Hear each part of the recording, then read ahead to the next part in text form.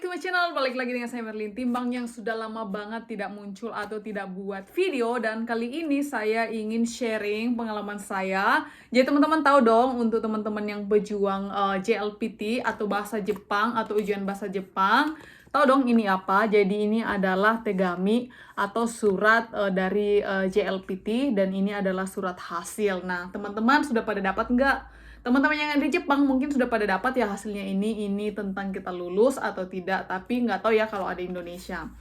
Nah, surat ini adalah, JLPT ini adalah tingkat N1 atau yang paling susah, dan teman-teman sudah tahu saya sudah mencobanya berkali-kali dan tidak lulus, dan kali ini kita lihat apakah saya lulus atau tidak.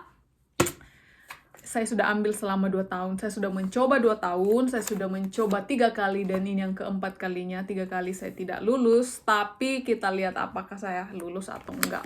Kita buka bersama ya. Aku sih sudah tidak kecewa lagi.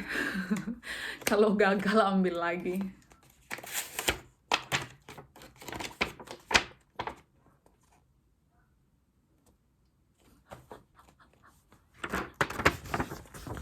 Kebaca enggak? Kebaca enggak? Aku lulus.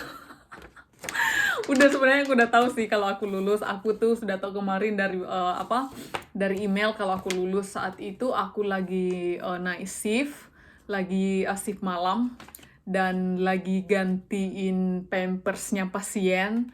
Tiba-tiba ada message yang masuk. Kebetulan saya itu bawa handphone dari teman aku, disuruh cek.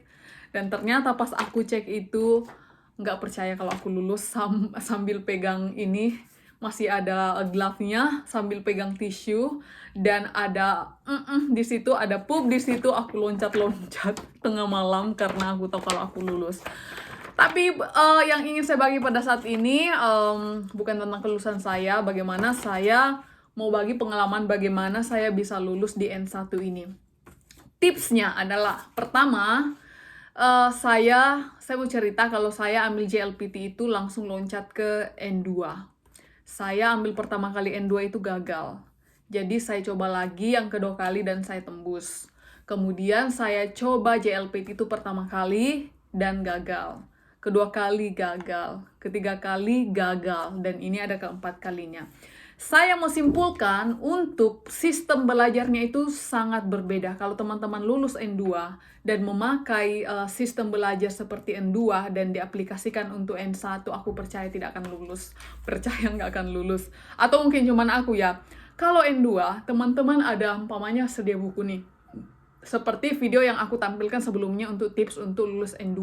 Teman-teman pelajari buku itu, hafal buku itu, kuasai buku itu, pasti tembus N2. Yakin pasti tembus N2. Cara yang sama saya aplikasikan untuk N1. Jadi saya kuasai N1, saya baca bukunya, saya pelajari pelan-pelan itu, nggak lulus. Sampai berpikir ini gimana caranya sih untuk mendapatkan ide supaya gimana sih ini N1 bisa ditaklukkan. Kemudian saya browsing-browsing di Google gimana sih, dan aku baca kalau pengalaman-pengalaman dari teman-teman yang udah lulus, kebanyakan mereka yang dari luar negeri, maksudnya bukan orang Indonesia ya, umpamanya dari Amerika, dari Vietnam, Cina, Korea. Mereka itu kebanyakan menonton. Satu, nonton apa? Bukan cuma movie, tetapi berita. Mereka itu nonton berita atau movie. Yang kedua itu mereka lebih banyak membaca koran atau buku-buku atau apa sih istilahnya bahasa Indonesia apa ya? Brosur seperti itu, iklan-iklan mereka gunakan seperti itu. Nah, itu saya aplikasikan. Jadi saya untuk yang ujian keempat ini, saya itu banyak nonton TV. Saya itu setiap kali ada brosur yang masuk di box email saya ambil, saya kumpulkan, dan saya baca semua.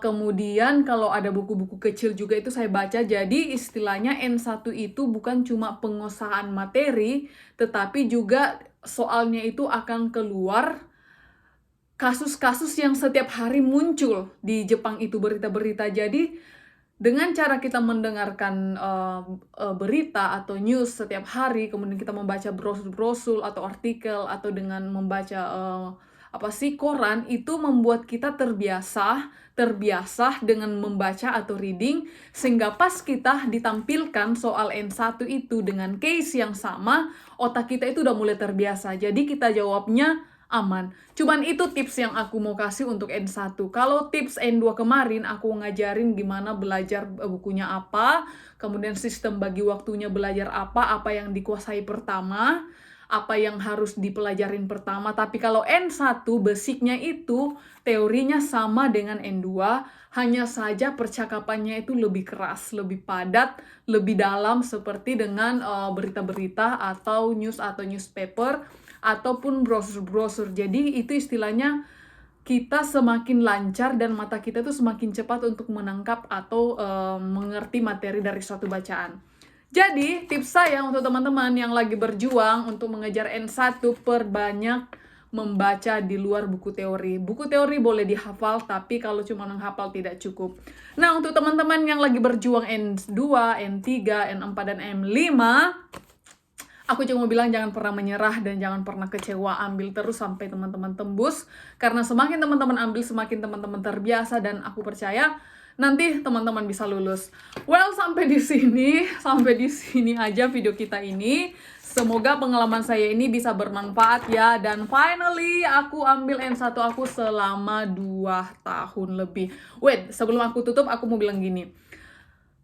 Aku tembus N1 ini bukan berarti aku sudah kuasai bahasa Jepang itu 100%, bukan berarti aku tuh menguasai bahasa Jepang itu sudah bisa berbicara bahasa Jepang itu pasif. Tidak, ini hanya tes. Akan ada anak-anak di luar sana, anak-anak magang, anak-anak Jisusei, atau anak-anak siapapun itu yang mereka sudah tinggal di Jepang udah lama, nggak lulus JLPT secara teori, tapi ngomongnya lebih bagus. Nah, itu adalah kenyataan yang ada. Kita yang lulus JLPT ini belum tentu bisa ngomong. Dan teman-teman yang bisa ngomong lancar banget kayak orang Jepang di luar sana belum tentu bisa lulus di JLPT tingkat rendah pun. Jadi itu adalah dua fakta yang ada. JLPT tidak bisa mengukur kita pintar berbicara. Kita pintar berbicara tidak bisa diukur dari JLPT kita. Oke, jangan lupa like, subscribe, dan semoga bermanfaat. Bye-bye!